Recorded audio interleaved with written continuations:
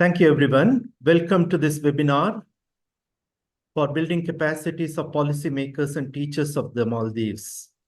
This is organized jointly by three organizations: the Ministry of Education Maldives, ChangeInkk Foundation in India, and the Commonwealth of Learning's regional center, the Commonwealth Educational Media Center for Asia, based out of New Delhi. And I'm on behalf of the three organizations having this privilege of welcoming each one of you to this particular 2-hour online training program that deals with specific learning disabilities and how teachers can deal with children with SLD in classrooms. It's my proud privilege also to welcome Dr. Fatmat Nishan, Deputy Minister, Ministry of Education, Dr. Aminat Nazima, Deputy Minister, Department of Inclusive Education within the ministry in the Maldives, Mr. Ahmad Masoom, Focal Point, Commonwealth of Learning, Ms. Adila Rashdi, Head of Inclusive Education Department, Ms. Halimat Hussain, and various others who have joined us online from Malé. And I'm pleased to know that a lot of people have joined from the various atolls in the Maldives and also from Malé itself.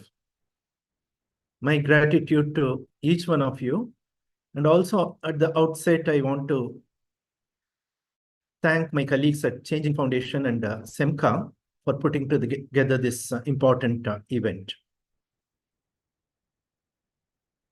I think it's important for us to recognize and congratulate the government of the Republic of Maldives for recognizing the need for an exclusive policy and implementation mechanisms through this wonderful department called Department of Inclusive Education in the island nation.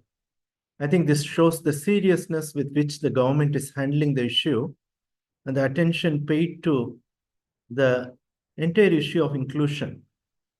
And they are paying a lot of attention to persons with disability and other forms of disadvantage as well.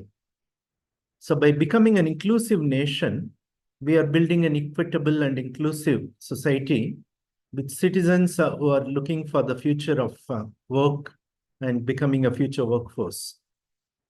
So well done, Maldives.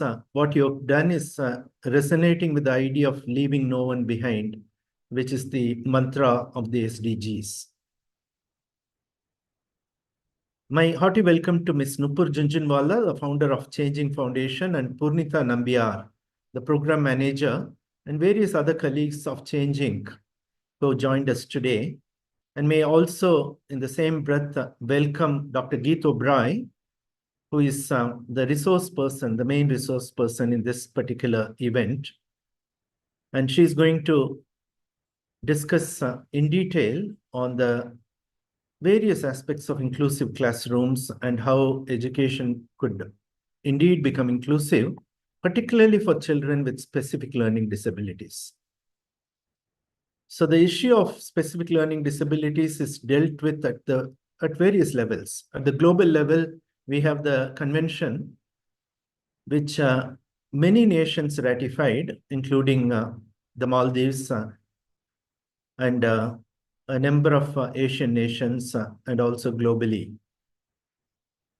Now, SLD is one form of disability that has been recognized under this convention. And we recognize that each person with disabilities should be served with dignity in all spheres of life. And opportunities should be given to them in excellent life in every form. With regard to dyslexia, with regard to the specific learning disabilities, which includes certain types of disorders or issues that we look at, which includes dyslexia, dysgraphia, dyscalculia, and others. We note that the month of October every year is celebrated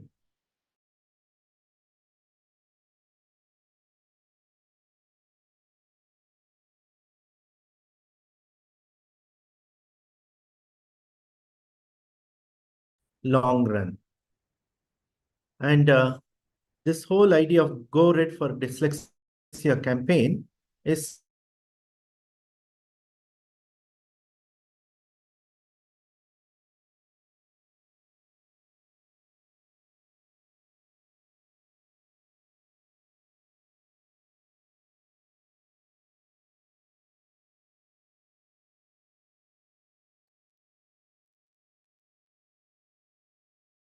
Am I disconnecting?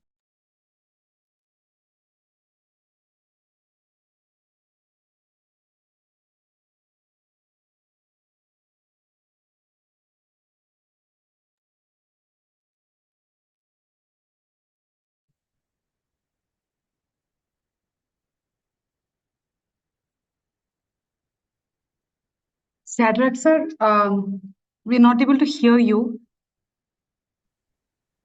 I think sir is facing some network issues. Okay. Nabila, can you please confirm? Yeah, we cannot also hear now. Yes, ma'am. We'll just wait 2 minutes while sir rejoins. He must be facing some network issues.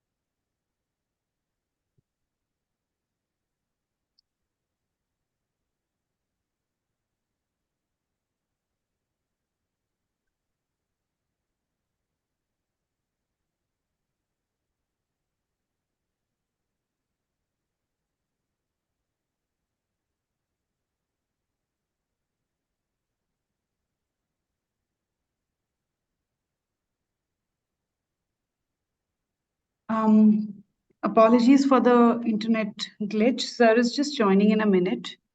And we will be laying context of what learning disability is, and also talking about in depth in terms of why it is the need of the hour, and for teachers, policymakers, and education stakeholders to focus on building inclusive classrooms.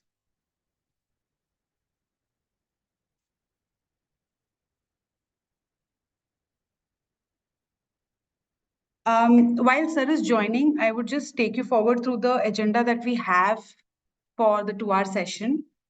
Dr. Dr. Shadrach, Director CEMCA, would be talking in much depth about how we can mainstream inclusion and also talking about the landscape, followed by an in-depth presentation by Ms. Nupur Jhunjhunwala, who is founder and trustee of ChangeInkk Foundation, talking about how do you rethink learning and how do you build inclusive classrooms with the perspective of enabling action and implementing strategies to the classroom level, followed by debrief and insightful remarks by the department officials at Republic of Maldives. This will also include Ms. Adila Rushdi, who is the Senior Inclusive Education Analyst from Inclusive Education Department, talking about the Maldivian context and the policy direction on inclusive education for all participants. And then followed by a keynote speaker, Fatma Nishan ma'am, who is the Deputy Minister of Education for Republic of Maldives. Then focused on a very deep 1-hour session by Dr. Geet Obrai, talking about strategies that can be implemented by educators in the classroom. And then we'll follow up with question answers with all the participants who are there in the session today. So sir has joined. Sir, over to you.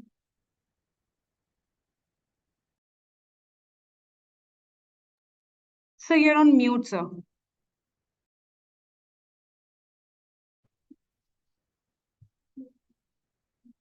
Can you hear me now? Yes, sir. Yes.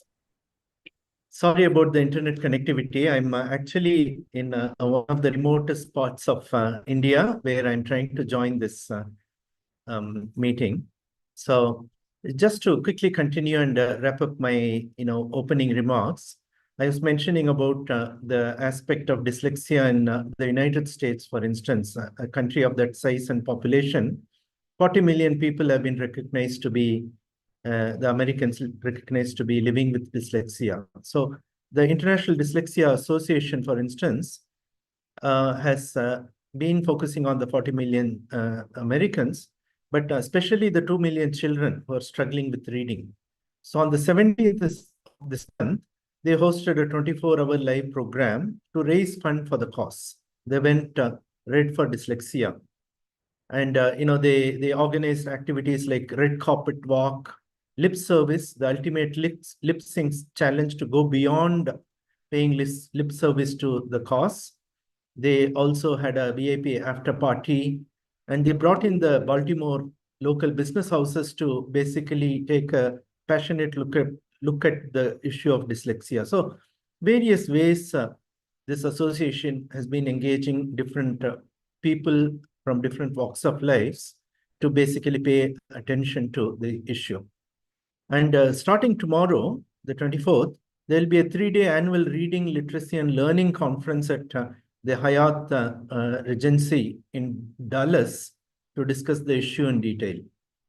So if America was doing this in India, my colleagues from ChangeInkk Foundation have been doing their best in partnership with a variety of organizations such as the Ministry of Education and UNESCO and quite a few government agencies to doing things such as lighting the important buildings and monuments in red to spread awareness, walk for dyslexia events. So interesting things are happening to raise awareness today. Yes.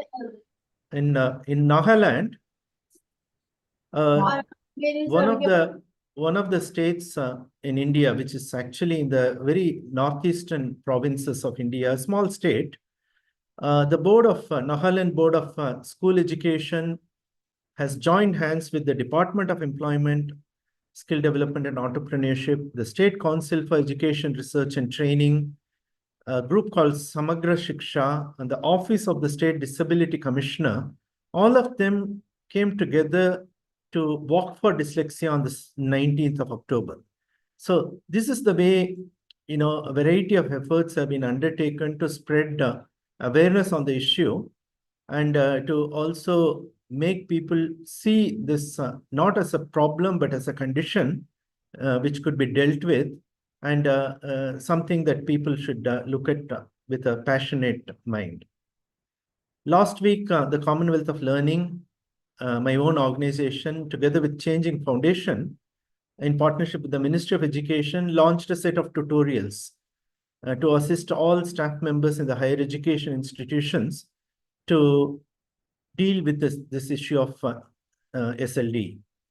And again, CEMCA, my organization, and ChangeInkk Foundation are launching a full-fledged course aimed at school teachers to identify, accommodate, and strategize and support children with specific learning disability in classrooms. So this 15-hour long courseware will be launched in partnership with a university where teachers would be able to access this course, both in-service teachers as well as pre-service teachers, and to gain more knowledge on this issue, but also use various tools and techniques to deal with this issue of specific learning disabilities.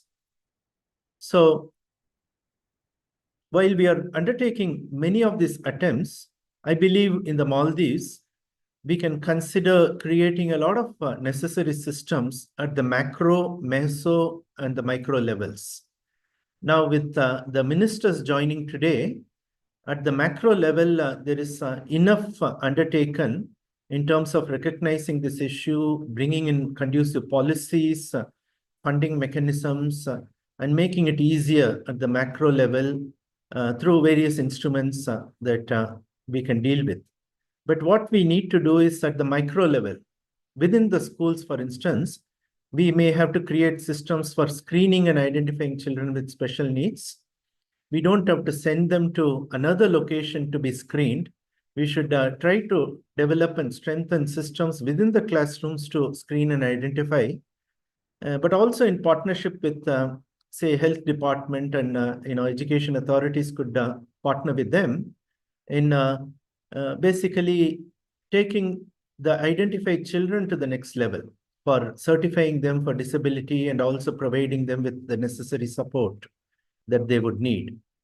And also at the micro level, we must ensure that both hard and soft systems are created and geared up towards accommodating and supporting children with special needs. This may include staff training to infrastructure enhancement to ensuring data on disability is captured and reported and analyzed.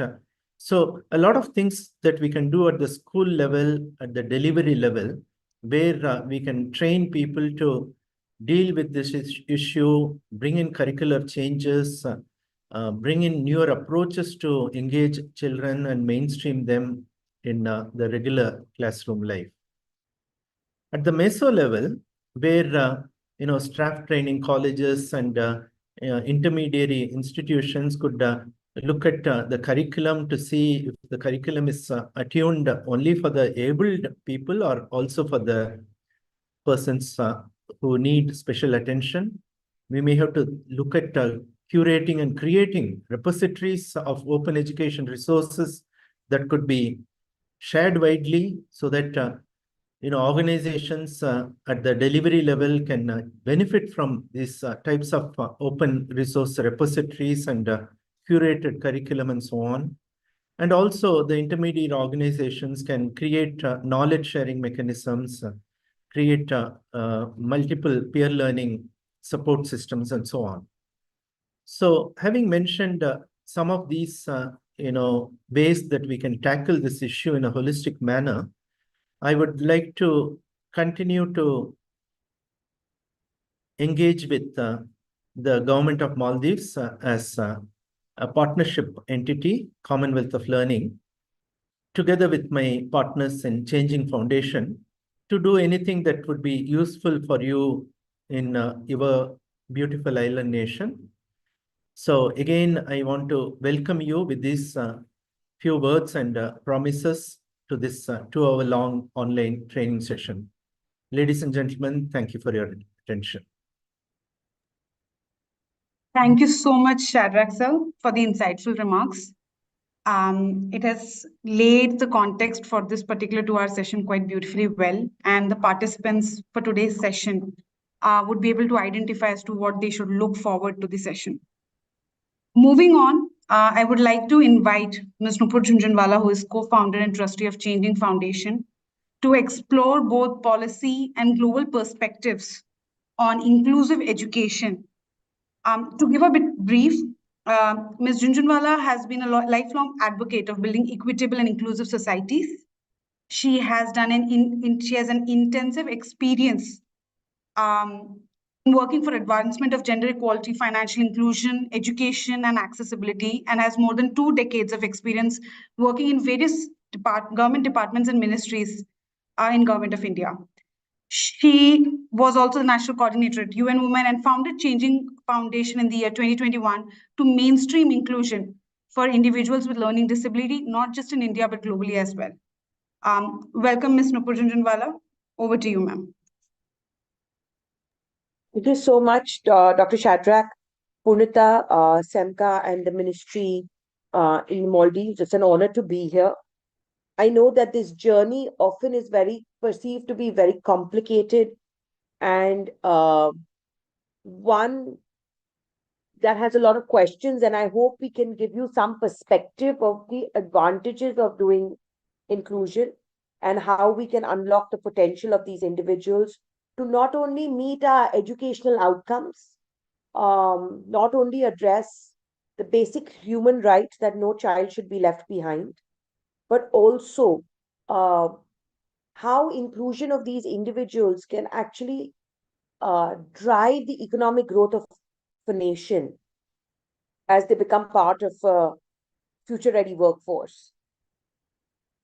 So we start with the basic question, who have a learning disability? What is a learning disability? How much is it prevalent?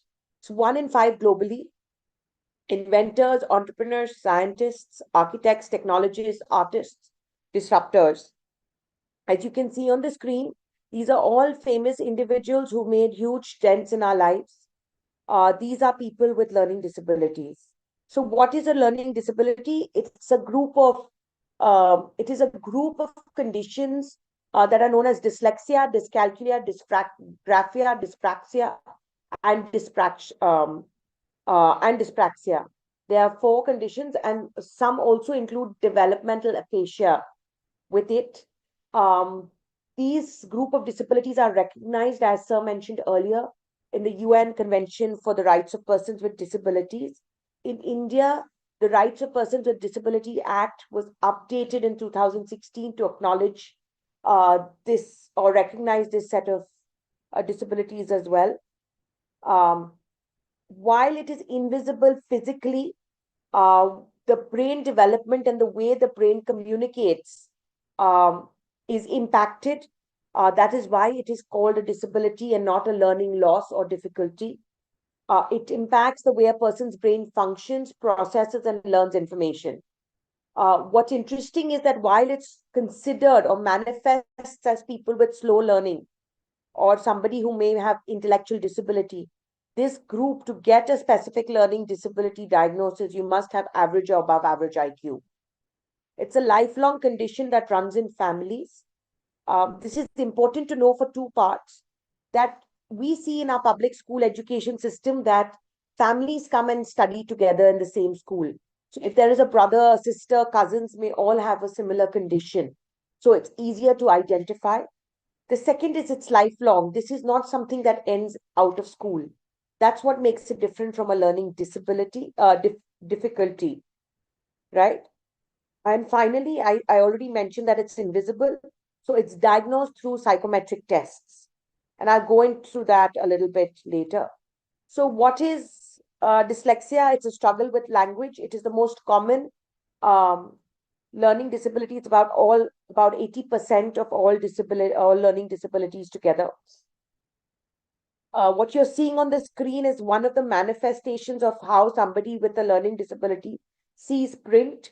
You'll see there's a lot of movement. There will be mirroring. There will be missing characters. There will be mirroring and then switching of words and letters within a word. There will be movement. This movement is only between alphabets, but they may also see waves. They may also see missing gaps. So they may not recognize or see an A, B, those kind of things. It is often also known as a print disability. This manifests as a challenge in reading, writing, spelling, right? Comprehension. Next is dyscalculia, struggles with maths. It's about 5% of the population. Here, the people don't understand the basic concepts of mathematical needs. So they can visualize and understand what weighs heavier. But if you were to convert a kg into a kilogram, kg into grams, and vice versa, they may struggle with it. They also struggle with the concept of time and quantities. Next comes dysgraphia. This is a struggle with writing, fine motor skill. It impacts your reading and your writing abilities, but it also impacts how you put your thoughts down in written form. How do you organize them? And finally, it impacts fine motor skills like buttonings, shoelace tying, belts, tucking in your shirt, those kind of things. Now, because of the name of the disability, we assume that the impact is only at the academic level. However, it has a holistic impact on a person's life. Because of executive functioning challenges and working memory challenges, it impacts day-to-day working. So, for example, these individuals have very low self-esteem. They're often judged about their IQs because they read slowly, spell badly, write almost never. It's considered that they are duffers or the not so smart children in the classroom. And this sparks a lot of frustration because they're able to understand and grasp, but may not be able to communicate it. Second is there's a huge gap between their oral and written performance. This is critical to understand because what happens is in the classroom, you'll see they ask the questions, they give oral answers, but in exams, they may not do well. And we say that you didn't study hard enough, you didn't rest enough, you didn't prepare enough. And that's not what's happening. It's really that they're not able to produce in written form. Because of working memory challenges, they forget tasks, deadlines. They aren't able to anticipate and plan. Slow processing takes much longer for them to do a task. Research shows about 1.5 times, and sensitive to overstimulation and difficulty in planning. Yet, dyslexic thinking drives us all forward. We really never realize this. It powers our life. You can see almost all these inventions are not just inventions in labs, but have created sectors and businesses over a period of time that have transformed our lives. They drive our imagination. People can't read, write, but they are very creative. They're some of the most famous authors of our times, lyricists, songwriters, directors, producers, actors have been individuals with learning disabilities. And of course, it generates employment. They make up 40% of the world's self-made millionaires. So how does this happen, right? One time I'm telling you that can't read, write, disability. Next time I'm telling you, oh, it's changing our world. They're superheroes, geniuses. Like, how do we sort of figure this out, right? Like, so the point is that the way the brain is wired for these individuals, it enables them to think differently. The higher order skills that we are all working towards, visualizing, innovation, communication, reasoning, connecting, problem solving, seeing the big picture. So, often we say in a physical disability, we may say somebody who cannot see may have heightened ability to hear sound. Similarly, people who can't, it could be said that those who can't read, write have a heightened ability to think and think differently. And that's sort of how they balance their lives. And as a result, universities globally are now inviting these students to come in and study there and make progress. The question is, will they reach that stage or drop out before? So really 80% of dyslexics contribute their thinking success to dyslexic thinking. It's not in spite, but because of their dyslexic thinking are they successful. 40% of the world's self-made millionaires. The top 10 companies founded by dyslexics contributed $1 trillion to the global economy in the year 2020.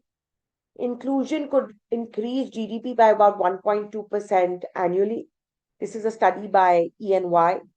By 2027, 25% of Fortune 500 companies will be actively looking at this task force. And yet, only 3% believe it's a positive trait. This is not surprising, right? You're hammered through your life for not being smart enough. People don't think it's a positive thing. Most people don't get identified. 1 in 20 don't get identified. They have a 35% higher chance of dropping out, 46% higher chance of attempting suicide. They hide it from their employers, and most employers don't understand it. So why do we care? You have a support system that empowers them to success, and then you have a no support system, and then they sort of become recipients of social welfare, higher chance of suicide, delinquent, drug addicts, crime, and dropping out. So I want to highlight here, having said this, is that people with disability, this disability group, thrive in mainstream classrooms. Their inclusion mandates of education reform. You want to meet learning outcome goals, you have to include this 20% of the population, identify them. You want to curb dropout rates, address this 25%, 20% of in the community. You want to identify them, the teacher is the one who does it because it starts manifesting in grade 3. It's the only disability that needs to start being screened by a teacher. Of course, parents and the community play a role, but the teacher is the one who starts initiating it. You're dealing with mental health challenges, drug addiction. Think about these kids, right? And then you're looking for a workforce, future ready. We should be higher order thinking, employability. These people are born with it. So a lot of the problems that we are trying to resolve get solved by addressing the needs of this 20% of the population and not letting them go. So for the framework, like Dr. Shadrach sort of mentioned earlier, is that it needs to be a multi-layered approach, right? One is to establish your regulatory and policy framework. Maldives is a signatory and has ratified the treaty, the UN Convention for Persons with Disability. However, how does that translate into your policy and regulatory framework? Do you have an act for the rights of persons with disability? What is your educational policy framework talking about inclusion? Does it sit on the outside, or does it mandate that it will be across all aspects of education implementation? So that's the first bit. The second bit is great, it's on paper. How do I action it on the ground, right? How do I strengthen my institutions? Like Dr. Shadrach was mentioning earlier, it's not just about giving accommodations and supporting that child. There is an ecosystem that works around that child that needs to support them. So are your teachers being trained? Where are they being trained? Are the teacher training institutes part of it? The people who are designing your curriculums, textbooks, are those being done? Is the school board strengthened? Are your stakeholders trained, sensitized, and given the resources to act? Are there resources available? If you're creating textbooks, are they accessible, available in multiple formats? So it's intentionally doing the policy action with an inclusion lens upfront. And finally, right, it cannot just sit in a layer in the middle. It has to all converge ultimately at the school level. When it converges there, it starts impacting individual children. Now, inclusive school, we don't realize also is on a spectrum. It needs to address different degrees of support needs.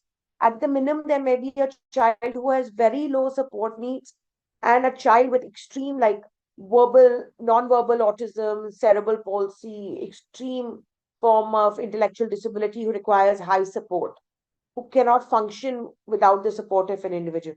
And then bang in the middle, the belly of it, is children with learning disabilities who thrive in an inclusive classroom, but struggle at the end where they require the accommodations, they require the availability of resources. So having said that, because I'm out of time, I'm just going to sort of quickly go through 4 pillars that you all should keep in mind. One is inclusion is not an afterthought. You need to start thinking about it at the beginning, and I acknowledge and applaud you all for thinking about this already. It needs to be cross-cutting. It cannot just sit in the IE department or the inclusive education department. When you include students with disabilities and marginalized learners as part of your mainstream planning, you will start creating strategies that uplift all people. And remember, when you include students with disability, the diversity and the need lifts all students in creating outcome. So there are 5 pillars that you all should pay attention to. One is identification and screening. It's important because it helps you close gaps and accelerate self-esteem. I mentioned this earlier. It's based on the 3 parameters: academic performance, how they're doing in their life, and their emotional well-being. This needs to start in the school in a systematic way where teachers start screening all children who are not meeting learning outcomes. After that is done, a formal diagnosis process is started, which is a 4-step process. One is the clinical assessment, where you sort of work with a pediatrician or a doctor to get rid of, to eliminate any visual hearing impairment. Also assess any psychiatric, emotional or behavioral disorders. May look like LD, but it isn't. Then the next step is the IQ test. This is absolutely critical. You must have average, above average IQ, right? Often kids who have above average IQ get misdiagnosed as learning loss because they have such high IQ. And finally, you need an SLD diagnosis. This diagnosis must happen and in the local language. It has to happen in the language the child thinks, not the language that the child is being taught in. Two different things. The second, it has to be age appropriate and academic level appropriate. So you need to sensitize teachers, develop the screening tools, establish the linkages with the medical facility to see once a child is screened and referred, are their diagnoses. Then comes the remedial bit. This is done by a special educator, right? The special educators are professionals that are recognized. It is done through language therapy, executive functioning, and special education of academics. So they do interventions for reading, writing, and math. Then they give you, rehabilitation services, occupational therapy, speech therapy, and then finally the social emotional counseling to deal with the process. This happens in the school and can also happen outside of the school, but has to happen side by side with the academic intervention. Also, assistive technologies are beginning to play a big role in this. This is a list of accommodations, and we can share this with you later, of how do you help a child with a learning disability during exams in the classroom and exam preparation. Remember, just like you give a wheelchair to a child who has, cannot walk, you give braille to a child who cannot see, sign language to a child who cannot hear. These accommodations help children with learning disabilities. Then comes the inclusive learning pathways, teaching and assessments. This improves, you need to implement universal design learning based pathways for these children, where all teachers are taught not how to teach the average child, but also on the extreme end, either the most intelligent or those children with disabilities, on how they learn, adapt current curriculum. Now, remember, we are not asking you to change the rigor for this group. It's just about how it is delivered. The other bit is recognizing their strengths and creating the learning pathways in entrepreneurship, STEM, arts, instead of labeling them as underachievers and not able to sort of fix them. Then you have to nurture their strengths, right? It's not only okay to have this, and that requires a diverse implementation plan, which the teachers are able to equip with. So one is equipping teachers with universal design and multisensory strategies. Second is enabling them to create inclusive lesson plans, and it becomes part of how a teacher teaches in the classroom. And finally, when you're creating learning material, ensure it's created in multiple forms. It doesn't need to be only print. Is it in video? Is it in audio? Is it available in large print? How are the question banks created? Is EdTech a part of your strategy? All of this makes it inclusive. Finally, technology plays a very, very large role. Assistive tech, which comprises of hardware, software, EdTech content, low tech like calculators and TVs, and emerging AI solutions. Right? We're seeing a lot of people using AI to draft emails, essays based on the points they give. Also, things that you want to consider is individual versus shared content, how a child interacts with it. A lot of y'all live in atolls on islands, may not have access to high-tech resources within your local community. How can technology play that role to bridge it, right? And a lot of assistive tech solutions are available across all platforms that we use, Google, Microsoft, and Apple. So we need to make sure that that is done. Finally, it's important that all of this converges at the school level across 4 pillars. You establish the special education program, the inclusive culture, inclusive teaching, and then the linkages to external bit. But the thing to remember is that provisions for inclusion of children with disabilities and those with learning disabilities should be across all education components. It needs to move beyond IE. It needs to work at 3 levels, like I mentioned, the student, the school, and the stakeholder.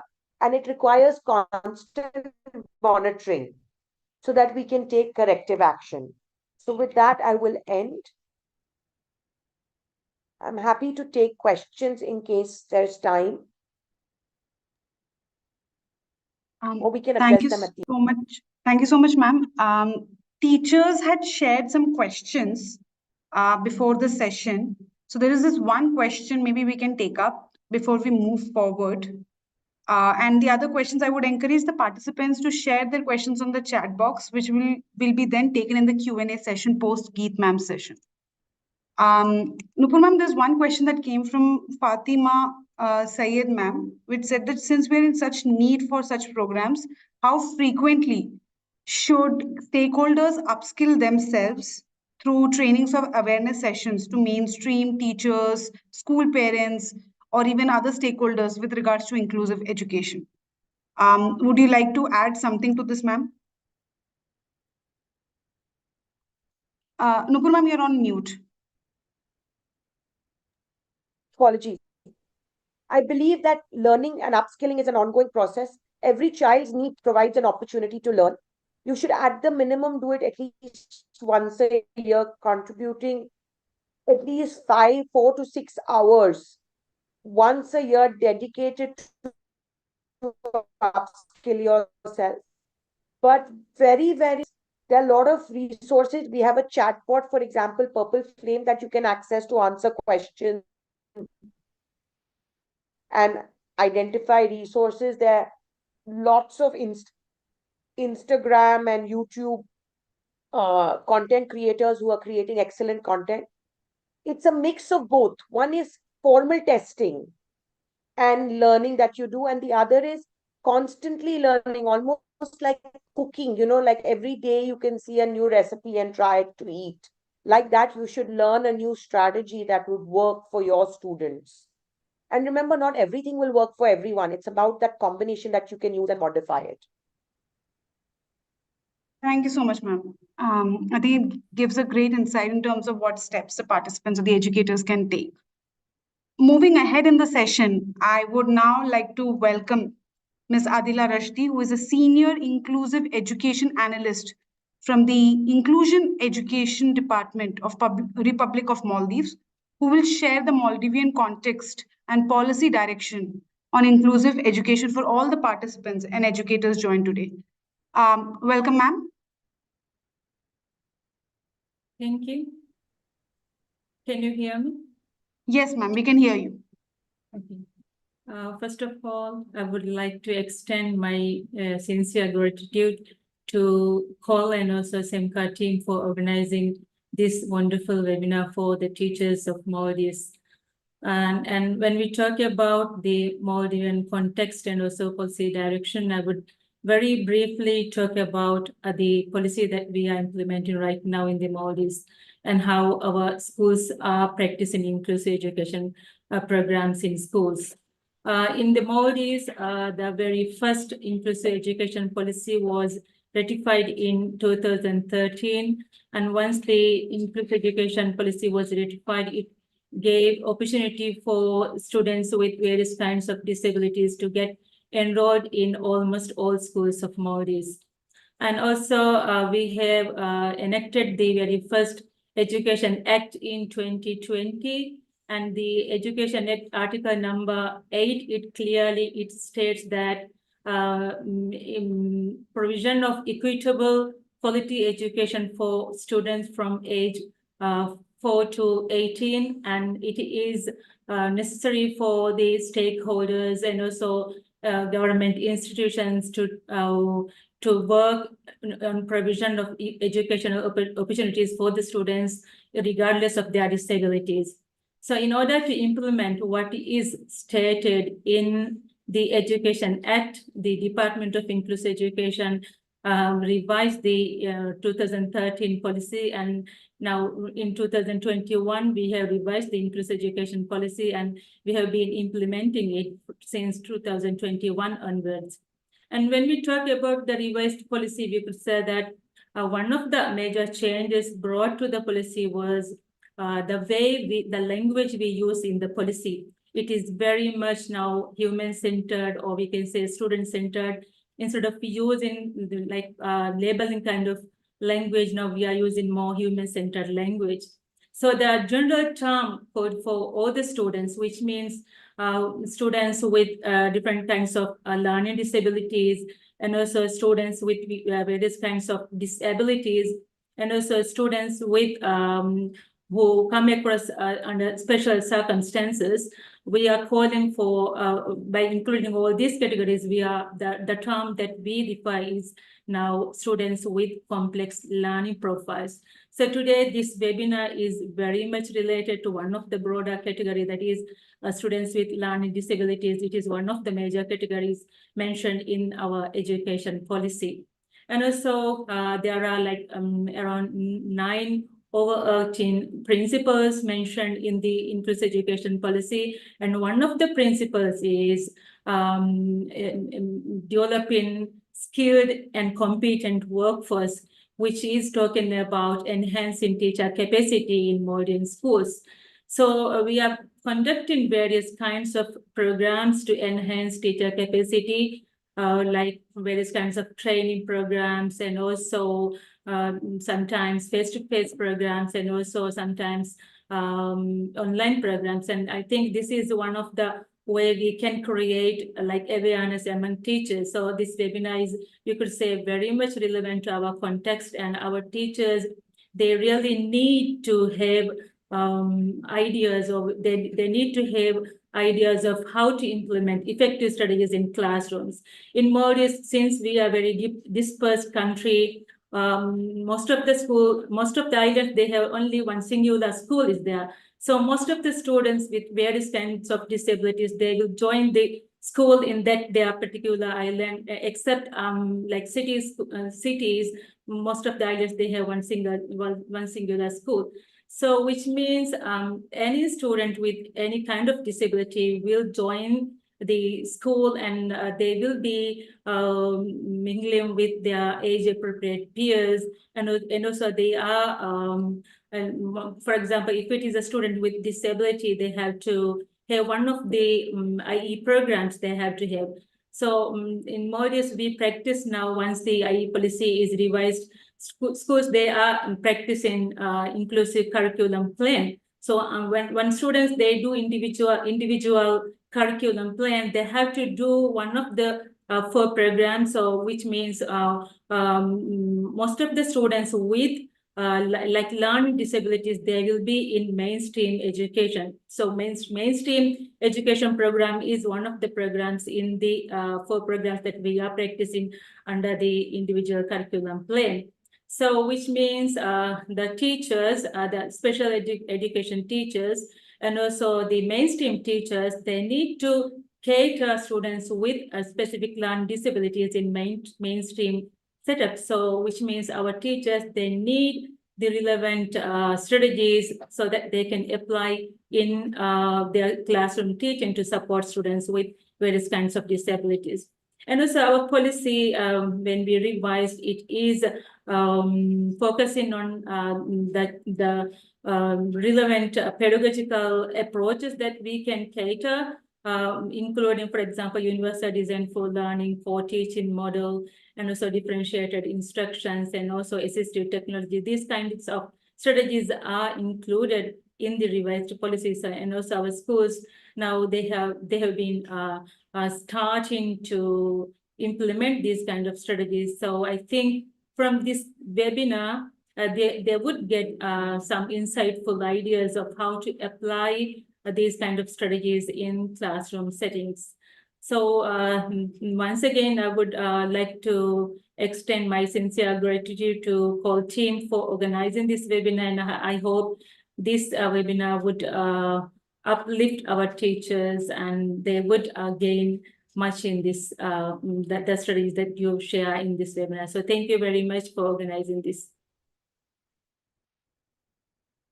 Thank you so much, ma'am. It laid a very clear foundation to what are the steps that the Inclusive Education Department has already taken in the Republic of Maldives when it comes to mainstreaming support that needs to be given to students with special needs. Now it's my honor to introduce our keynote speaker, Ms. Fatma Nishant, Deputy Minister of Education for Republic of Maldives. Ms. Nishant has been a leading voice in championing inclusive education across the Republic. We would like you to join us and then give us your inspiring keynote. We welcome you, ma'am.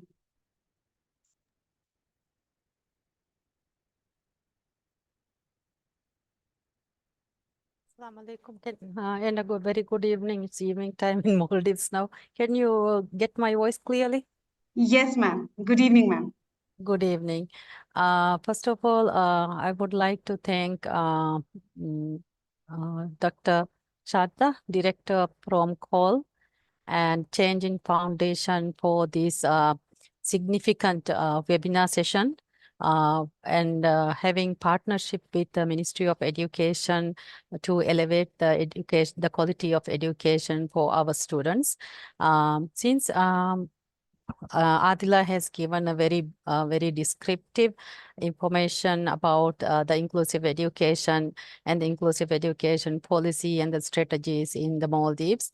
I would like to say that since I have also had the opportunity to work in the Department of Inclusive Education previously, and also as a teacher educator for preparing a teacher training for inclusive education, and I have worked with Adla to train teachers in schools. So I have a very good first-hand experience working with this expert team in the Maldives and also with the teachers, and I am very familiar with the challenges we face.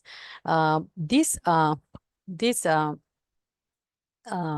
webinar, which is also in recognition for the Dyslexia Awareness Month, is very significant because we always look for the capacity building of our teachers and empowering our teachers, and also reflect on how we can collaboratively work with experts in other regions as well to provide a very good content background, as well as provide continued professional development for our teachers, so that we can provide a very inclusive environment in our schools. As learning disabilities is one of the greatest groups in the Maldives and in many other countries, usually as through the first introductive session, first introduction we had by let me see, Nurpur, right? It is very evident that usually we do overlook these students, and we struggle to identify actually in which category of learning disability these students belong to. And the teacher training components in the higher education sector may not actually be very descriptive and may not give a very good exposure because they learn about all these kind of disabilities before they go into the classroom. And when you get into the classroom, the first-hand experience is quite very different from what their teachers have experienced through their training period. And I would like to also highlight that the Education Act of the Maldives and the Inclusive Education Policy has a very descriptive items and points in where we have described what are the students, who are the students with complex learning profiles, and what are the areas we need to cater for, and also what are the strategies we need to implement in the schools. However, having said that, teachers face a lot of challenges. First thing is we have a teacher shortage who are experienced in this area. So what we are capitalizing is on, we are investing a lot of training to teachers who are practically teaching in schools to equip them with the skills and knowledge and build their capacity of inclusive education. And today, this webinar, thanks to CALL, will be a very significant step forward in elevating their already their awareness and attitudes, and as well as more strategies from the expert from Dr. Geet Oberoi, isn't it? So we are looking forward for a very good engagement and participation for this content delivery and experience. And it's very good that you are also addressing the questions raised by teachers for this capacity building with Ministry of Education. Further, I would like to highlight that CALL has also previously worked with the National Institute of Education in putting a very good input for our distance learning education and capacity building of the NIE Maldives staff. And one of the main challenges the teachers face is a lack of time to cater to these students because they have a lot of planning. And Adila has also mentioned about our individual education plans for the students. And in doing so, they are also catering to other students, 30 or more than sometimes 32 students in a classroom, single-handedly teaching and monitoring, and as well as classroom management. And during this stage, sometimes it's difficult for teachers to identify what is the intervention, the behavior intervention I need to do right now, and how am I going to do while I'm also attending to the other teachers, other students as well. And as you know, in the Maldivian context, we have only one teacher at a time, while in smaller or most other schools, they may have additional teachers who can come into the classroom and also provide additional support.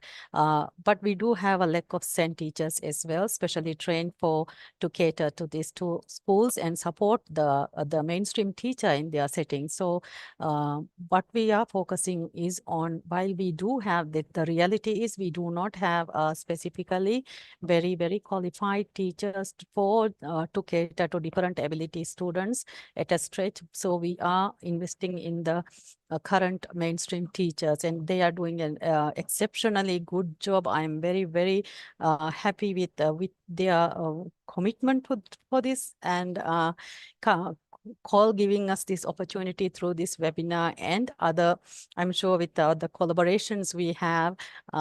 Today is a first step to our elevation of the quality of education in the Maldives, and I would really like to thank, and I'm very privileged to be here part of this and to address all the participants and also the DOI team with us today. So thank you very much for giving me this opportunity. I hope I am very sure that this webinar will be of very much of use for our teachers as well as our colleagues at DOI. And we will also look further for further collaborations with CALL. Thank you so much. Thank you so much, ma'am. That keynote speech was certainly inspiring and setting the tone in terms of what steps we need to take after this particular session as well, as educators and stakeholders in the system. Moving forward to our next segment of the workshop, we now would like to introduce Dr. Geet Oberoi, who is the founder of ORCIDS, a leading organization in the field of learning disabilities. Dr. Oberoi will take us through different aspects of how does an SLD manifest, what are the actionable steps and insights that educators, teachers, and stakeholders within the classroom can take to ensure that the classrooms are inclusive and a place for each and every learner. Over to you, Geet ma'am. Thank you. Thank you, Purnima. Namaskar, everyone. Before I start my PPT and I, open up the presentation, just one or two things. One is, in case anybody has any questions for me, I have no problem in, taking care of the question there itself, because sometimes I lose my train of thought. And you're welcome to put your questions down on the chat. Otherwise, I will take it at the end of the session. And secondly, please don't worry about making notes or anything like that, because I will send this PPT to you, whatever I have. Just listen to me and just understand. And in case you have any questions, jot it down. So no reason for you to, get distracted by making notes or talking or writing down pointers.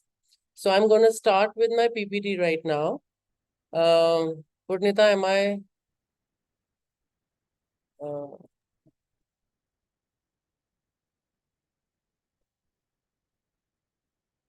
Here we are. Yeah.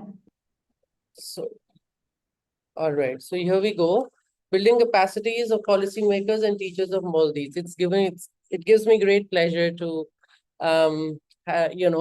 be here trying to encapsulate, my previous 3 decades of work in the field of special needs, especially learning disabilities, and try to pass that information on to you guys so that you can help kids in your classrooms. Having said that, I know that, culturally we are slightly different. Policy-wise, we are slightly different. And also system-wise, we are slightly different. However, the kids are the same everywhere. So, just understand the way we need to screen children, understand what you as teachers need to look out for, because you'll be the first people to notice these behavioral or academic signs or symptoms, because all children everywhere more or less have the same signs. All right. So my first first slide here says demystifying learning disabilities. So basically all this mystery which is around learning disabilities, all the stories we hear about it. It could be this, it could be that. I'm just trying to lay it open in front of you so that you have a very good idea when you go back to your classrooms as to what to look for. And another important, I think more important than the heading, is the tagline. It says, because the disability may be invisible, but the child is not. So there are certain invisible disabilities, which I'm sure all of you have heard. When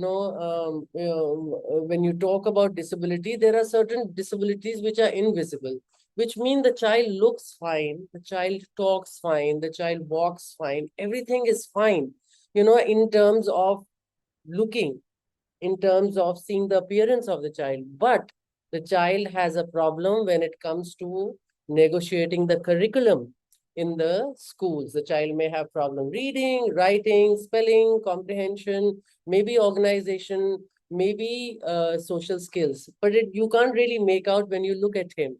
So that's what happens when the teacher, of no fault of hers, because she doesn't know about learning disabilities, she's not able to help this child. All right. So this is what happens when the child, despite having a genuine disability, is still not finding the help he or she requires.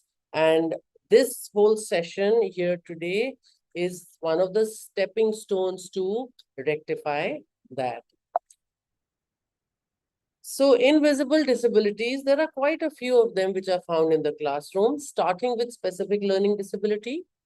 Below average IQ children, which means that their IQ or intelligence quotient is below the normal, which happens to be 90. So they are also termed as slow learners. Then mild autism spectrum disorder, which is ASD, and attention deficit hyperactive disorder. In our country, in India, specific learning disabilities and autism are recognized by the government. However, unfortunately, slow learners and ADHD is not recognized. So children who make us wonder, all of us teachers, whether we have experience of just 1 year or maybe we have experience of decades, 20, 30, 35, 25 years, we all know that all of us have had or have children, who are struggling in our classes. Some are struggling with spelling, some are struggling with reading, some with writing, some with math. So despite your teaching them, despite your, sitting with them maybe separately after class, after school hours and working with them, they are still not able to get the hang of the reading, the spelling, the comprehension. So what happens here?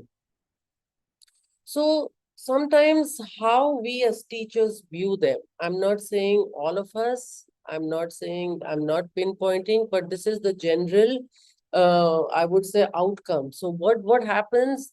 The teachers view them as immature or maybe slow learners or lazy or troublemakers or not interested or dumb and naughty and so on and so forth. Why? Because the child looks absolutely fine. He doesn't look as if he's disabled. He walks fine, he talks fine, he can maybe rattle off all the football games which has happened in the country, or the best cricketer, and so on and so forth. But he actually has a genuine problem of the academic skills. All right.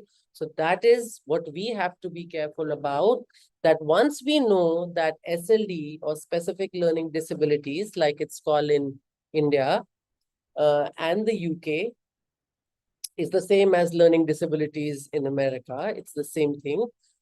It's a possibility that these children actually have a genuine problem, a genuine disability, but we as teachers have no idea about it, because our trainings, when we were training as teachers, or when we were working as in-service teachers, this disability nobody told us about, right? So this happens all the time. Just a thought for all of us here who are teachers especially. You know, labels are for jars. You know, the jars which have spices in our kitchens. So those labels which we tend to sometimes unintentionally put on children are not really for children. Labels should just be restricted in the kitchen on the jars. Let's step back and take another look at these kids, thinking that, wait a minute, does this child have a genuine problem, which maybe I'm not able to figure out? That is the first step of this kind of a workshop or a webinar for all the teachers. Just be little, I would say, alert to the signs and symptoms. So what could be wrong with these kids? You know, these kids who look fine, talk fine, walk fine, but they are just not able to read, write, and spell. What could be wrong? So these kids who we constantly mislabel could have a specific learning disability. It's very, very probable that those kids who are not picking up the skills of reading, writing, math, comprehension, despite repeated help by the teachers, could have a learning disabilities. It is a hidden disability because these children look like any other normal children. They look absolutely normal. They walk normal. They talk normal. They play normal. They dance normal. They sing normal. You know, in fact, sometimes these creative abilities of the children are far greater than their peers. You know, they might be a fantastic sports person, or maybe a fantastic artist. And we are still wondering why this child is not able to read or write. So here we go. This is a hidden disability, as they look fine, but they are still different in the way they function. When I say function, I mean function in the classroom. They are different because they are not able to negotiate or not able to engage with the curriculum, which is very easily accessible with all the other children. So what are these specific learning disabilities? You know, on your screens in front of you, you see on the right side, there is an umbrella, right? So the umbrella term is the specific learning disabilities. There are different kinds, different categories of specific learning disabilities, like dyscalculia, dyslexia, dysgraphia, dyspraxia. These are the different types of difficulties the child faces. And this whole, what's it called? All these heterogeneous types are bundled under specific learning disabilities. All right. So the child could have a reading problem, which is dyslexia, or a writing problem, which is dysgraphia, or dyscalculia, which is difficulties with math, or dyspraxia, which is difficulty with movement, motor difficulties. All right. So I'm going through each point one by one. Learning disabilities is an umbrella term for a wide variety of problems, which I've just spoken to you about. It is not a problem with intelligence. This is extremely, extremely important for you to remember that it is not. I want to stop this for a minute and, you know, reiterate again and again. please remember that SLD or specific learning disabilities or learning disabilities has nothing to do with IQ. You can have an IQ of 160 and still be learning disabled and still have learning difficulties. Einstein, which I'm sure all of us are very, very familiar with, did have learning disabilities despite his 160 IQ. All right. So this is what we have to understand, that learning disabilities is not connected or not associated with the IQ of a child. The cognitive ability of the child is just fine. In fact, to do a diagnosis for LD, it is imperative. It is a prerequisite for a diagnosis of SLD. It is, you need what is normal or average IQ. Average IQ as per the DSM is between 90 to 110. So in case your IQ or anybody's IQ is less than 90, then the child or the person does not have learning disabilities, because normal IQ or average IQ is a prerequisite for the diagnosis. Please remember that. Tomorrow, sometime in the future, if you ever come across a person with SLD, do not make the mistake of assuming that there's something wrong with the child's cognitive ability as well. He might be a fantastic orator, a fantastic visual grapher, or somebody great with communication skills or problem solving skills. This is a fact. All right. Going back to our PPT. Next is, these kids, these children are not dumb, they're not lazy, but they're as smart as everyone else. In fact, like I said, some of them are smarter than the rest of the classroom in different ways. Like we all know about multiple intelligence, you know, they could be maybe visually very smart, or they could be kinesthetically very smart in terms of being a great sports person, or they could be interpersonally very smart, which is communication, you know. So there are a lot of ways where these kids could really outshine everybody else around them. Their brains are simply wired differently. So this term wired differently basically implies the connectivity between the right side and the left side of the brain. Our brain is divided into portions, in the sense it has a right hemisphere and a left hemisphere, right? So the connectivity between the right and the left side is in the form of grooves, you know, cut across, and that's what the grooves of the brain are. So every experience an individual, a person, a human being has makes a groove. So the more varied experiences, multi-sensory experiences a person has, the more grooves his or her brain will have, and the more learning the person would have. So this is what happens. These children's brains are wired in a different manner. And this difference is why they receive and process information in a different manner. For example, I was to show you a bee, right? A stick and a ball, but the child may think it's a D, a ball and a stick. They are perceiving it in a different manner. If I was to give a pair of glasses, he's not going to automatically start seeing the bee the right way.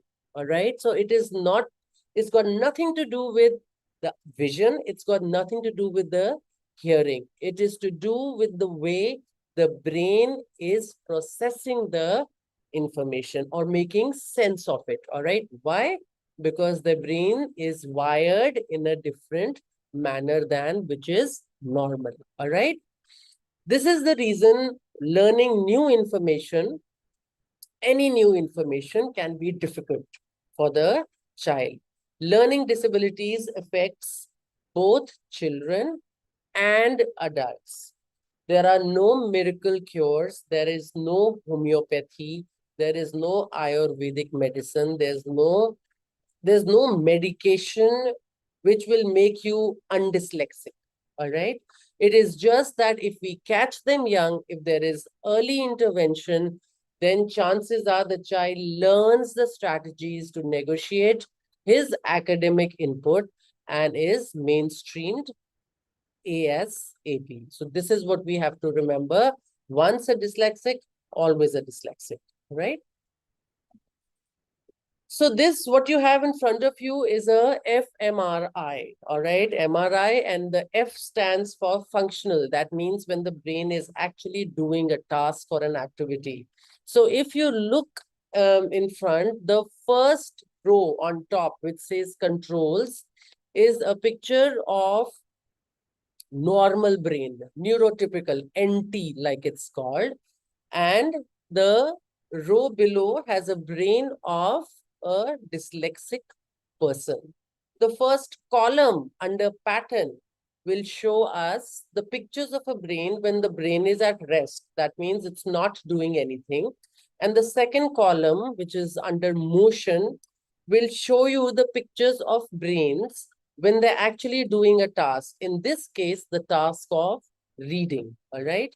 So if you compare the first column, you will see the orange space or the color tells us the part of the brain which is activated, which is actually working, right? So you will see there's not much difference in the areas in both neurotypical or a dyslexic brain when they are at rest. However, when the task of reading is going on, you will see the areas of a normal or neurotypical brain are activated much more. There are the parts of the brain which are orange will tell you that those many parts of the brain are actually working in when you are reading. However, in a dyslexic brain, the parts which are reading are much less. All right. So this is what tells you that it's a neurological problem. It's not an attitude problem. It's got nothing to do with the child being naughty. It's got nothing to do with the child being lazy. It's got nothing to do whether the mother is working or the father is working. It is a neurological problem. It is to do with the person's brain. All right. This is what we have to remember. So what specific learning disabilities isn't? What specific learning disabilities is not? There is someone on the chat.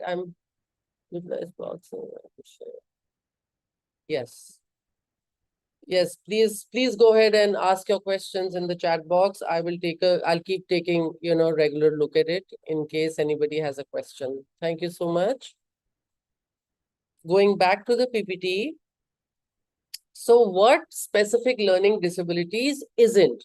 We also at the same time have to remember that if a child has a visual problem, for example, something wrong with the eye or with the hearing, that child will also show similar problems as a child who has learning disabilities, will not be able to write because you can't see the board, will not be able to spell because you can't hear the sounds properly. You can't hear what the teacher is saying. You can't comprehend what the teacher is saying.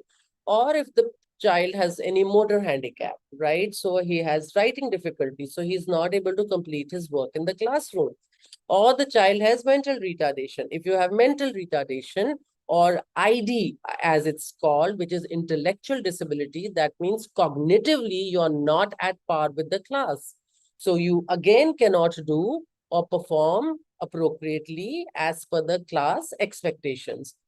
Emotional disturbance. Sometimes, the background or the family home could be disturbed, in the sense that maybe, there is some conflict happening in the family or somebody died who the child was very close to. And so there are a lot of issues which may be taking place in the home front, which are affecting the child's performance in the classroom, or environmental or cultural or economic disadvantages. So these all bullet points which I've written here also leads to child's performance being below expected level. So you just have to be very careful when you're finding information about the child, or when you're meeting the child's parents, you gently probe and ask them that, is everything okay at home?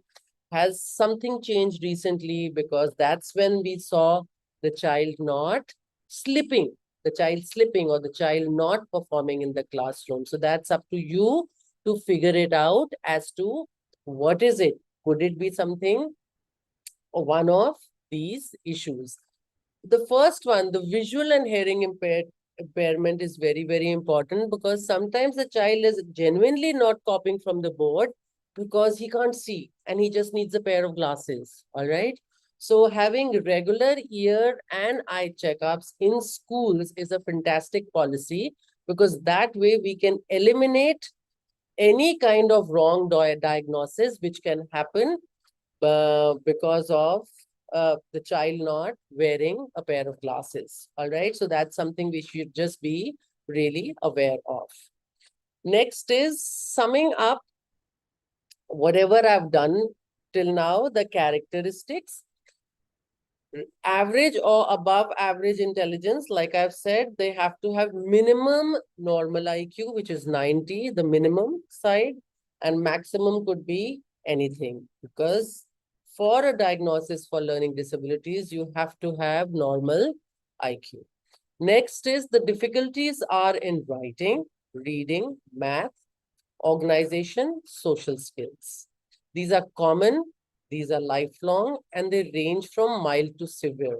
So you have mild, you have moderate, you have severe. At times you also have profound needs, but very, very uncommon. The brain processes information differently, which we've already spoken about. The brain functions in a different manner, which leads to difficulties in learning new information and tasks. But they have great disabilities.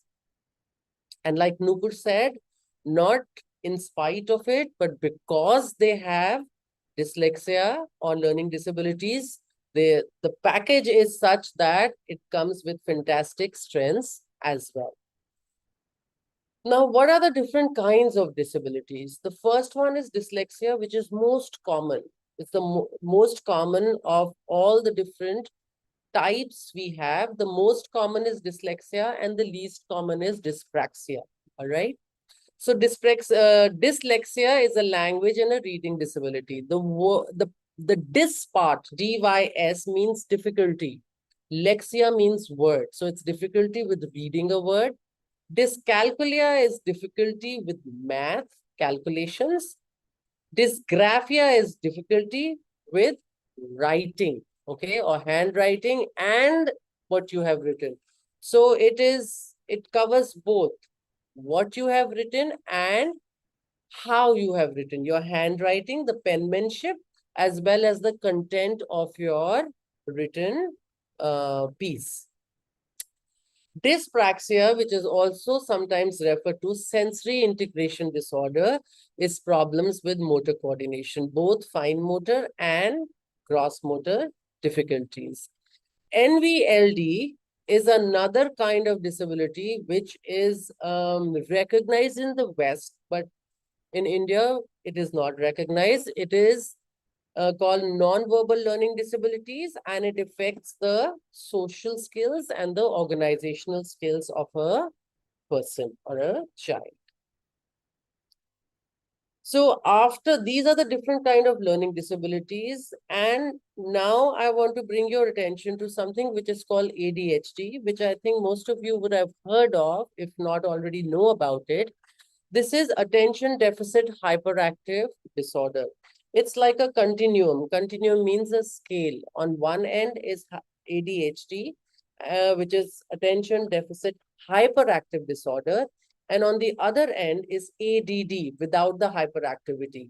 Now, these are the kids who are unable to sit in one place for more than 10 seconds. So these are the ones who are always going round and round, running around in the classroom when they're small, sharpening their pencils. Ma'am, may I go to the toilet? Ma'am, may I drink water?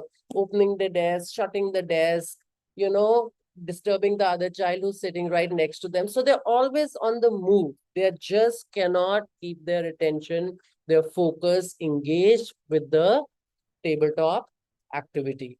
So these kids are the ADHD with the hyperactivity. And the ADD kids are the ones which are sitting in the class, but they are dreamers, They have no idea what's happening in the class. They are not hyperactive, but they are lost in their own world. They'll be looking outside on, into the garden, butterflies, flowers. Sometimes on the floor, there is an ant walking. So they will notice all these things and they have no idea what the teacher is saying. They don't have no idea where their belongings are. Every day they will, lose a pencil or a rubber or their book, or they will, forget their books at home. All this will happen. So the child is sitting in the classroom, but the teacher mostly forgets this child because this child doesn't make his needs, known to people around him. All right. So that's ADHD sometimes ADD, and some children have both, that they have some days they have ADHD and some days they have ADD. All right. So ADHD is attention deficit hyperactive disorder. It's a condition that becomes apparent in some children in the preschool and early school years by age 6. So ADHD is something all of you have to remember, that a child will start showing when the child is in preschool itself. You cannot become ADHD suddenly when you're 12 years old, right? So ADHD, the signs and symptoms you will pick up even when the child is in the early years of school.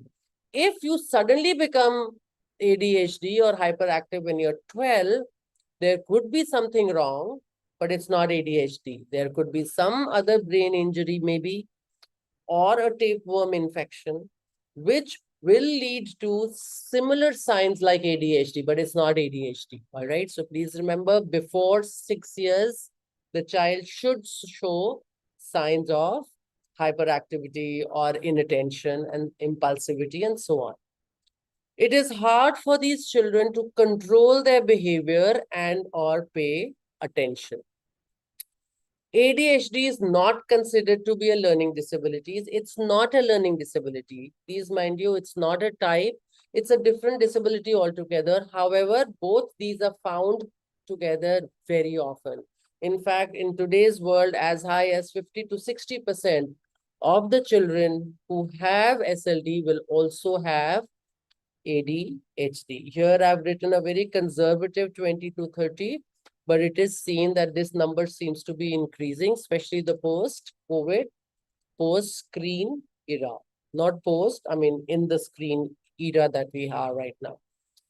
In a lot of cases of ADHD, medication is prescribed to control the condition. So if the ADHD is very severe, that the child is just not able to sit down in one place and sometimes can be, the cause of injury to other children or himself, then medication is prescribed. However, the medication can only be prescribed by a psychiatrist, not a clinical psychologist, and certainly not a special educator, right?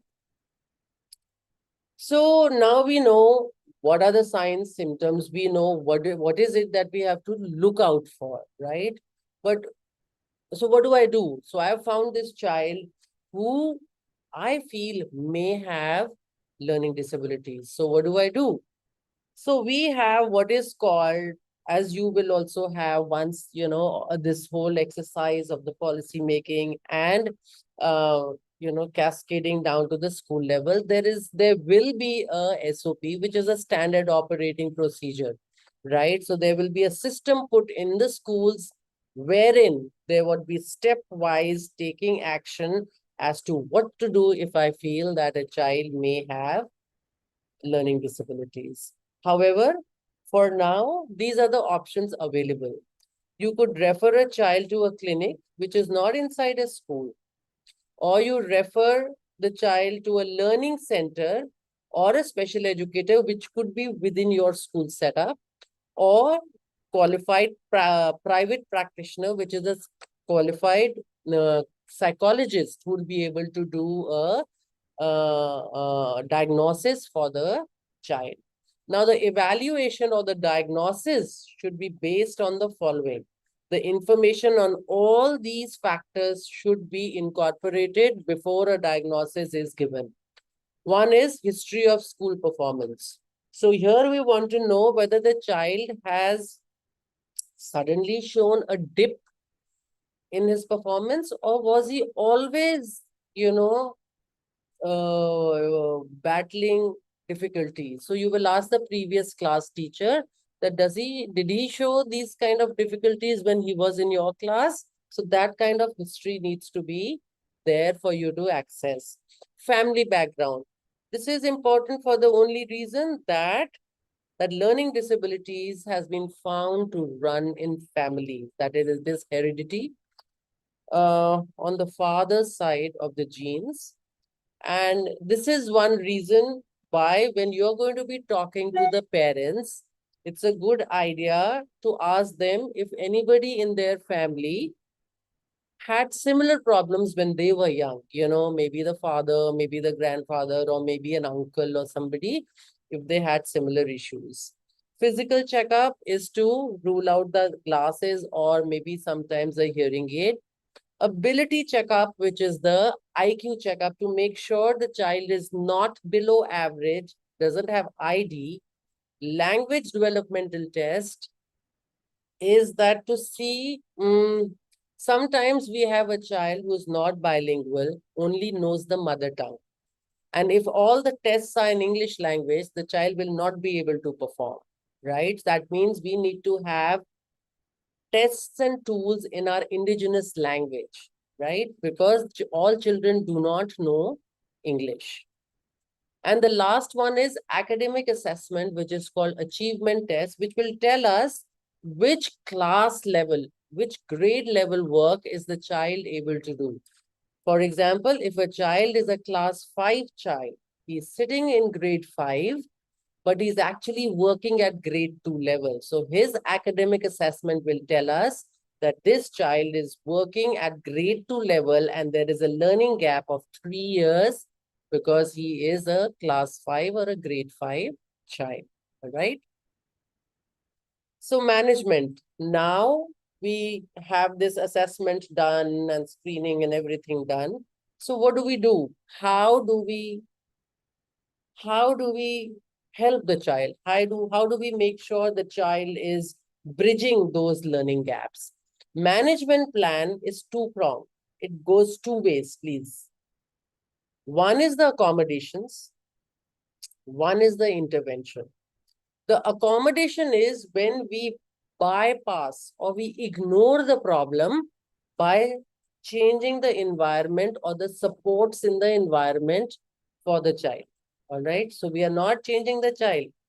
We are changing the environment around. Intervention is when we try to work with the child and bring the change in his academic skill base. All right. So accommodation is bypassing the problem, providing supports to do so. Intervention is addressing the problem. And goal is to cover whatever deficits the child may have. Interventions. Who does it? This is where special educators come up, because intervention is the responsibility or the job profile or the job description of specially trained people, whether special educators, whether occupational therapist, whether speech and language therapist, whether psychologist, whether physiotherapist, and so on, right? What do? They do what is termed as remediation or remedial input or remedial intervention to bridge the gaps the child may have. So if they have problem in reading, writing, spellings, comprehension, math, organization skills, attention skills, or even social skills, the special educators or psychologists or therapists work to bridge these gaps. They work therapy to work on sensory deficit. So the speech therapist will work on the speech, physiotherapist may work on the physio needs in terms of, the child's mobility, if at all is effective. Though in SLD, mobility is not an issue. In school, and where does it happen? Okay, it can happen in the school resource centers or learning centers or enrichment rooms, whatever you want to call it, or in specialized multidisciplinary clinics which are outside school. So the child has to go there after school hours, or in hospitals. Some hospitals also have this setup where there is a special educator along with the psychologist who does the assessment and the inputs together with the therapists and all. Accommodations. This is what the teachers do. So if in this whole workshop, which I've done today, in this whole presentation, if you just take this slide back to your classrooms, I think this would be a success. So who does the accommodations?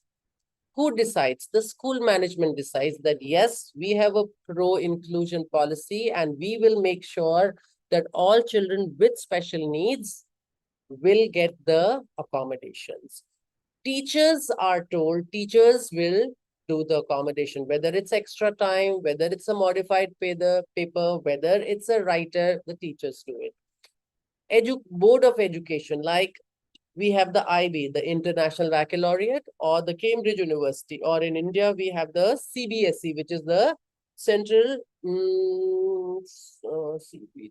Board of Secondary Education. So like that, we have different boards in the country or international. They all have accommodations or what is called access arrangements for SLD children. What do they do? These bulleted in bold are the ways where class teachers or teachers, general ed teachers, can help children within a classroom without the help of a special educator. Rate modification, which means the whole class is doing 10 sums, this child will do 5. Curriculum modifications, because the child has dyslexia, the third language is dropped, or the child, some subject is dropped and he's doing art or extra dance or extra sports instead. Alternate assessments or assignments. Instead of doing a written assignment, the child is told to make a project. Level of support in terms of the classroom, he has a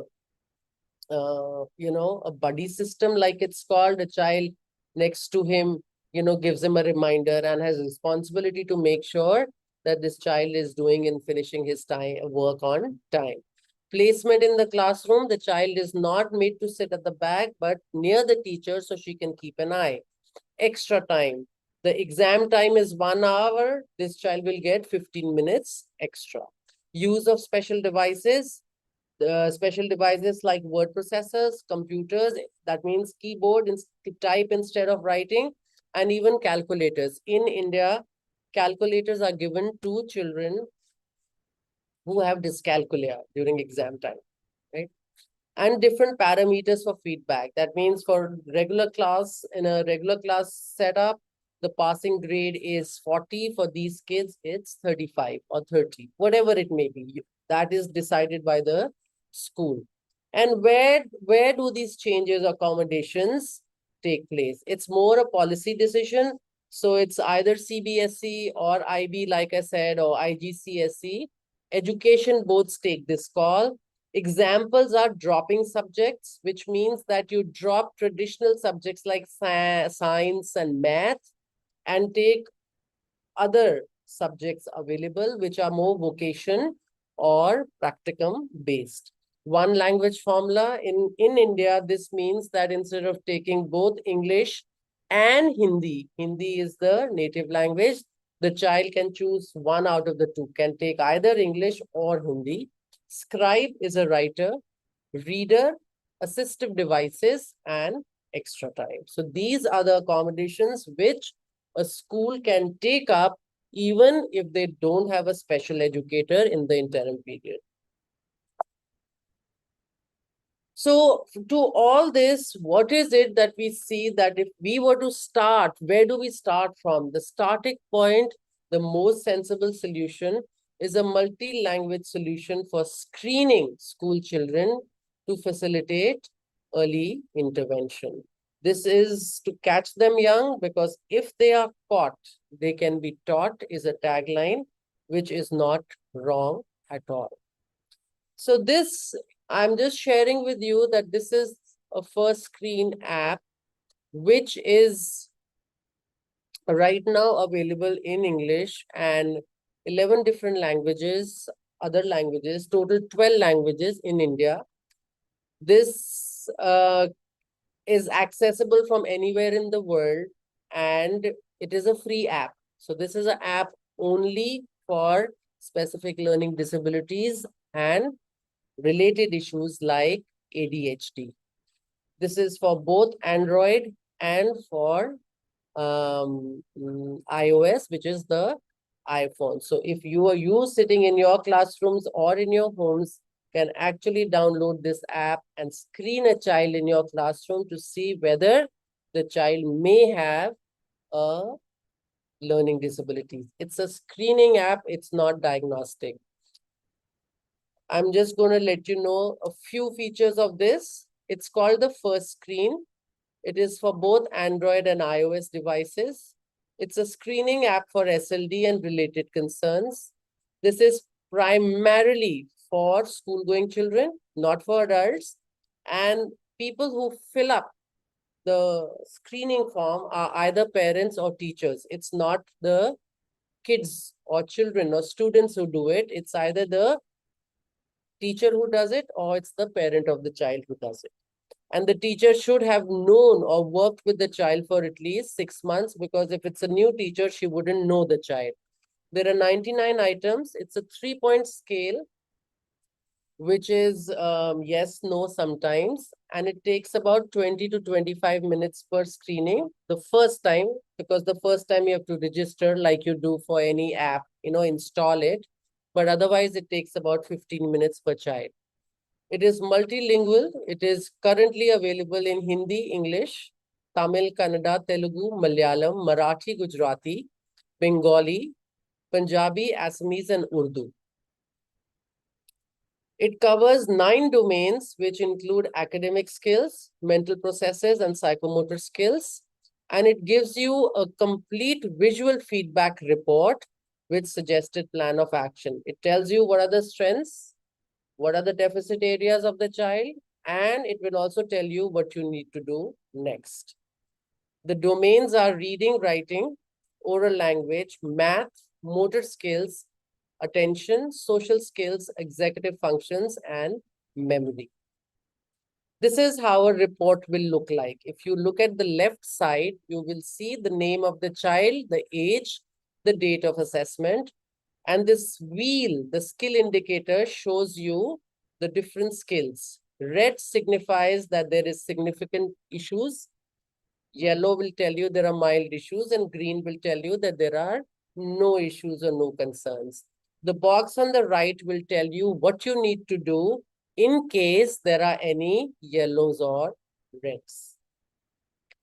Coming soon, the first screen app is in talks to translate it into Spanish, Hebrew, and Turkish. And soon, in partnership with ChangeInkk, Orchids Foundation is developing a first screen app for adults. So this is something which I'm sure most of you as teachers may have come across sometime or the other. We just have to make sure that we acknowledge the strengths and the weaknesses of all children and accommodate them. And that's what our aim is here, to accommodate children, as per their learning needs. And the fantastic change in narrative in the current times is what I think Nupur already mentioned, is the dyslexic thinking is finally here, where a child with dyslexia is going to be known not for the disability he or she has, but what comes with the disability, which are phenomenal strengths in today's world. All right. with this, I finish my PPT. If anybody has any questions, please feel free to ask. Thank you so much, Keith ma'am. While the participants can share the questions on the chat, we've had a couple of questions that were shared by teachers during the registration. And these questions came specifically from teachers who have already started initiating and implementing interventions in the classroom. So I just want to take 2 or 3 questions. I think it will help in terms of solving their queries. One question that Nasfa Ali ma'am had asked is, how can we get special education teachers or educators or coordinators to the school to provide accommodations and supports for students, especially during exams? Secondly, want to know how can we curb the dropouts, because there is a lot of students who are dropping out because of this learning disability. So I'll take the second question first. How can we stop the dropout? Guys, first we have to figure out as to what is the reason for this dropping out. The reason for this dropping out is that nobody is recognizing the needs of these children, right? We are not recognizing the needs of these kids. We don't know how he functions. We don't know how he learns. We as teachers are busy teaching them like we've been taught, right? Like we have learned as to work as teachers. Now is the time to upgrade our skills, because we need to welcome the neurodiversity which is there in our classroom. So if we are going to start looking at his needs or start helping him, the way he learns or he negotiates the curriculum, then he's not going to go. Why should he go? He's only going because he's not understanding. He's getting the scolding from the teachers. He's not getting any marks. Then his parents are scolding him. What is he getting for those 6 hours? So if we move, he will only be there if he feels that he belongs, if he feels accepted, if there are no children bullying him because he's not getting the marks, if there are nobody's calling him duffers or stupid or silly or good for nothing, then just put yourself in their shoes. I would not want to go to school if this is what I had to face every day. I'm not learning anything. And forget learning. What am I getting in return? I'm being laughed at. Not fair. So that's it. We have to change the system. We have to change the way we look at children. Wherever, whether India, Maldives, Timbuktu, on the moon, wherever it may be. That's it. You will stop the dropout rate the moment we change our system to embrace these kids. That's it. And it's their right. Thank you so much, Keith ma'am. I think that brings in a lot of perspective. There's only another question I'll take because of paucity of time. Is the question that has been asked by Fatimat Khalil ma'am, who wants to know, how do you navigate challenges for students who have already entered secondary school education system, who have learning difficulties or disabilities? And how do I differentiate my lessons to cater to these students whose difficulties or disabilities have been identified quite late? Can you suggest any approaches? So what really happens? It's a very good question. The answer would help you, I hope. Remember my PPT where I say the management is 2-pronged, right? There is intervention and it is accommodation. So we have to keep a balance of 2. However, we have seen that intervention is heavy, in this junior school. Till class 5, it's good to just work with the kid and make sure that he picks up or he bridges all the gaps he can. But once the children come in the middle school and the senior school, it becomes accommodation heavy. The child is not able to do math, drop math. Give him another subject. The child is not able to do language, drop the 3rd language. The child is not able to write, give him a writer. Give him extra time. So what I would suggest is, if in a senior secondary, please work on the accommodations more, because the deficits might be too large for you to do anything about them only. So there could be a special educator working on the reading, writing, whatever the difficulties are. However, your input would be more in terms of accommodating the child in senior school than actually sitting down and trying to bridge 3 years or 4 years. The child is sitting in class 5, class 8 or class 9, hypothetically, imagine. But he's working at class 2 or class 3 level. There is a gap of already 6 years. How will you cannot bridge that gap, because another 6 years child would be 20 years old. You understand? So let's focus on his strengths, accommodate his challenges, his disabilities, and let him get on with life. Thank you so much, Geet ma'am. I think both those questions are very important questions, and other questions shared by teachers have been covered in the session. So thank you so much for joining for the session. As mentioned by Geet ma'am, I just wanted to reiterate that the deck, the PPT, and the resources she's talked about, we will share that with all educators and participants who are part of the session. So you can go through it. And if you have any questions, can also write to CEMCA, ask for support in dealing with the queries that you may have. Moving forward, we would now like to invite Aminath Nazima ma'am, who is the Deputy Minister of Education for Republic of Maldives, after this insightful session to deliver the vote of thanks. Nazima ma'am, are you connected with us? Yes, thank you very much. Bismillahirrahmanirrahim. Assalamu alaikum and a very good evening. We are here today not for just another webinar, but because of a shared commitment to something greater. As I believe, we are ensuring that every student, regardless of their learning differences, has the opportunity to thrive. This is not only a professional duty, and I am grateful to be among those who understand this responsibility.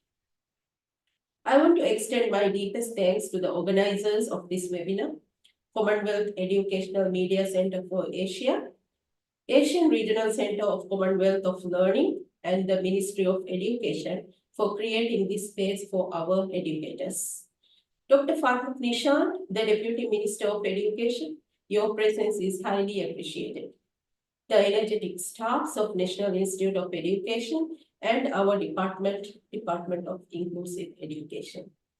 I would also like to thank the moderator, Ms. Purnita, facilitator of this webinar, Dr. Geeta Baroy, and all the panelists for the tremendous knowledge you have shared on this platform. Dear team, you haven't just arranged an event, you have ignited a conversation that can lead to real change. What truly makes this gathering special is all the participants, especially the teachers and educators across our nation.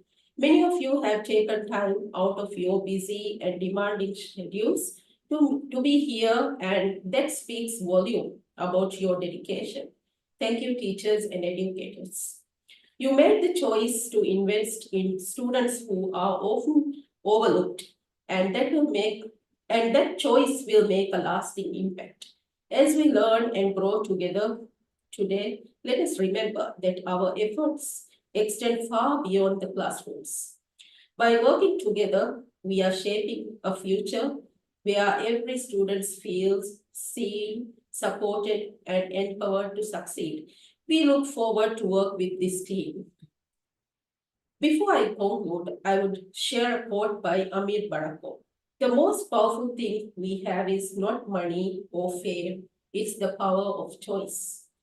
So today, we all are gathered here, making the choice to see that there is ability in every disability. Thank you. Thank you so much, ma'am. With this, we hope that you leave today with new insights and actionable steps to act for dyslexia and build inclusive classrooms. for specific support to be provided with students with learning disabilities. We would also like to share that October is celebrated as Dyslexia Awareness Month globally. So if you need any additional support, resources, tools, information, please feel free to access resources that are available and hosted by CEMCA, ChangeInkk, and Orchids Foundation.